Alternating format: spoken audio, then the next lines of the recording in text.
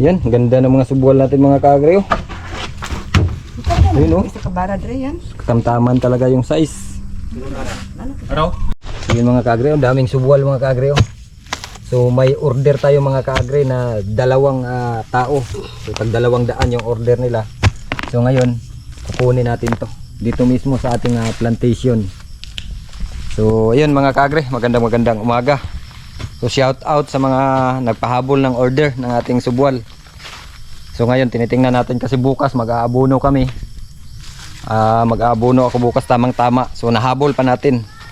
So shout out kay Ryan Di Guzman, so ng Bulihan, Malolos, Bulacan. So shout out, 200 pieces yung kanyang in order mga kaagre. So nahabol pa natin bago tayo makapagbigay ng abono kasi nga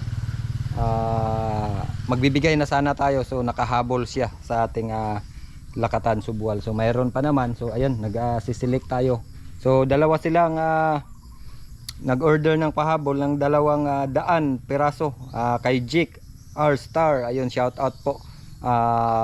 Lakatan 200 din na subwal from Palawan. So papuntang Palawan to. So ito na yung mga pinili talaga natin. So ngayon linggo ngayon, so kulang tayo sa tao kaya dito tayo ngayon sa area. So ayun, bali 400 yung ating kukunin, and then may mga ngilan-ngilan din na nagpahabol. So tingnan natin. So kaya pa naman to, kayang-kaya yan.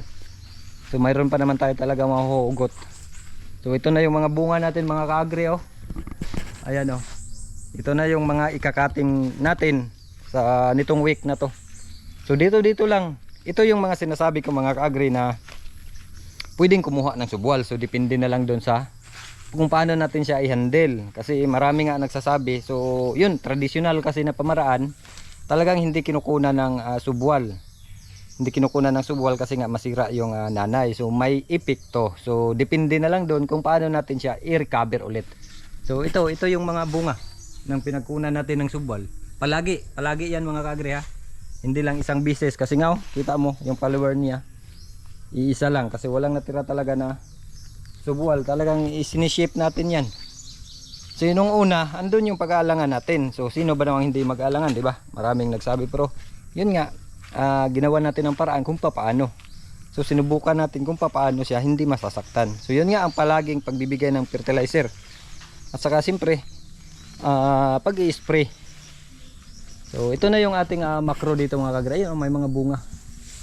So ngayon nakikita nyo kailangan ng dilip. So ito yung schedule, bukas dilip, and then pag-aabono kasi malinis na yung ating ilalim.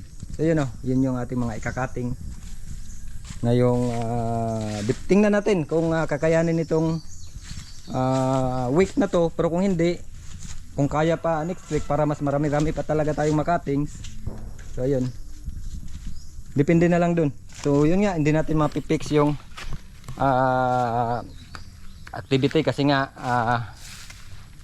nagdidepende dun sa panahon kasi nga adjustment talaga ang kailangan mga kaagre.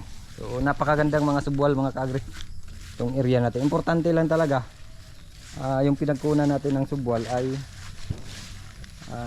walang sakit. Yun naman ang importante kasi nga sinasabi kong mga kaagre, ang lakatan pag natamaan na ng sakit ay wala na tayong magagawa dyan. So ganito lang ang proseso natin kasi nung una mga kaagre, nakikita nyo sa video na to, nag-umpisa tayo lang, pero ngayon dumadami na tayo, and then lumalawak yung ating mga taniman paunti-unti. Hindi naman ganun kalawak pero paunti-unti. Ang kagandahan mga kaagre, kita mo ang dami na namang lumabas na bunga. So yun, may kakatings tayo, may kakating tayo. Yan, itong week na to. At yan, flowering. Yun, nakabalot. Ayun, kumukuha ako ng subwal. Kumukuha pa rin tayo ng subwal. So ingat lang talaga, ingat lang. So lahat naman talaga ay may paraan mga kaagre. So ano lang, makikita naman natin yan sa sitwasyon kung paano natin siya gagawin. So kung alanganin ka, wag mong gawin. Wag mong gawin kung alanganin ka. So dapat talaga obserbaran mo sa sarili mo kung ano yung maganda. Kahit nasa anong mga pananim, pagka medyo alanganin ka, pwede kang magtanong-tanong. So pwede kang magtanong-tanong. So wag mahiyang magtanong nga, sabi ng iba. Yun, napaka-importante po yung bala sa ating mga farmers, yung wag mahiyang magtanong. So may mga failure man tayong madadaanan mga kaagre, normal yun dito sa farming. So ito na yung mga naunang cuttings natin. Yan, kukontrol pa natin yan. Kukunin natin yan. So hinayaan muna natin bago tayo magbigay ng abono, saka tayo mag control para yung matira, yun yung makabenepisyo ng ating ibibigay na abono, para hindi naman sayang yung ating abono na ibibigay. So ganun lang mga kaagre. Then shout out nga pala ulit ha kay kay Sir Ryan De Guzman at saka kay Jake R Star. Ayun, shout out po sa inyong lahat. Kay Jake Estrella, so papuntang Palawan tong 200 na subol na kukunin natin, and then Ryan De Guzman, si Ryan papuntang Bulihan, Malulus, Bulacan. So iba pa yung nasip natin ng mga nakarang araw mga kaagre, kasi ito nahabol lang natin to kasi nga yung shipping natin sa ating mga subwal ay every Huwebes, kasi nga schedule yun, kasi yung mga prutas natin Monday. So hindi naman natin mapagsabay-sabay kasi nga hands on talaga tayo tayo talaga yung nagpapacking lahat-lahat. So hindi pwedeng wala tayo kasi nga dadalhin sa area ninyo mga kaagri. So ayun, tuloy-tuloy lang to. Oo, ito na yung ating pinaghirapan mga kaagri, and then dun sa mga area natin nakikita ninyo. So maraming negative talaga tayong natanggap simula nung nag-umpisa tayo, pero nilabanan natin lahat yun kasi alam niyo ba yung mga negative na mga dumating sa atin sa mga comment dito mismo, personal sa atin, doon tayo kumukuha ng lakas ng loob para mas matibay tayo. So malaking tulong pala yun. Hindi yun na minsan nandun talaga yung medyo maano tayo, pero malaking tulong yun para sa atin. Gawin natin motivate natin yung sarili natin na yung mga sinasabi nila ay hindi hadlang yun para sa gagawin natin, para mapaganda natin. So ayun, tinanggal ni kuya yung isa. So ganun yung sinasabi ko. Yan. Minsan nang hinayang tayo kung tingnan natin sayang, pero hindi siya maganda para sa amin.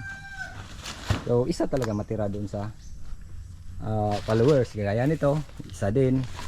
Yung isa, ayan, tatanggalin pa yan pagkatapos ng cutting. Hayaan na muna dyan kasi tulong pa yan sa ngayon tulong pa yan sa kanya sa ngayon. So ito, kunin na niya yan, yung mga maliliit na subwal, papunta yan sa mga shipping natin. So sabi ng iba noon walang follower, ngayon nakikita natin lumitaw na yung mga follower na itutuloy natin kasi ito nakabalot na.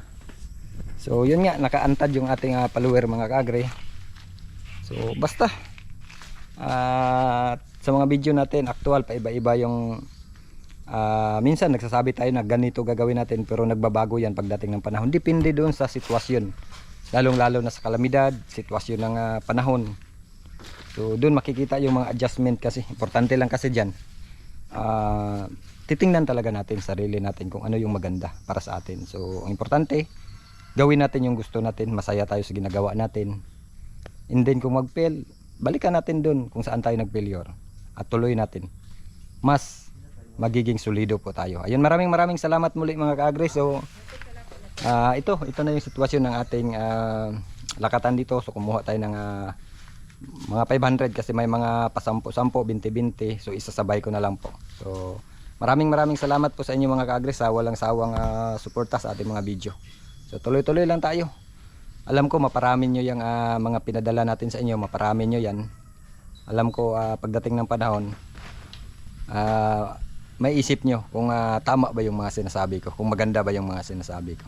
So sa raffle mga kaagre, ayun, nung unang video na pinag-intrihan ko sa raffle para sa subwal, ayun po, sinusulat na po natin yun, and then gagawa ulit ako ng video kung kailan tayo mag-schedule ng raffle, kasi mamimigay tayo. Kasi pag marami ng cuttings dito mga kaagre, marami ng cuttings, mga 3 cuttings o 4, marami. So ibig sabihin pag nag-cuttings ka, maraming subwal. So ipamimigay natin yun mga kaagre. Pamimigay natin yun. Comment lang kayo mga kaagre. Sa unang video natin may comment tayo doon na mahigit 1,000. So sali na yun sa entry. Saling-sali na yun sa entry kasi ginagawa na, nililista na yun lahat. And then inantay ko lang kasi mga kaagre yung cuttings itong mga nahubaran, ika-cutting yan. ang subwal na lalabas yan mahigit 10. So ibig sabihin mahigit 10 pamimigay natin yan. So sana maraming makating para maraming subwal na mapimigay natin. So ayan, maraming salamat. Magandang umaga ulit mga kaagri. Mabuhay po tayo mga farmers. Laban lang.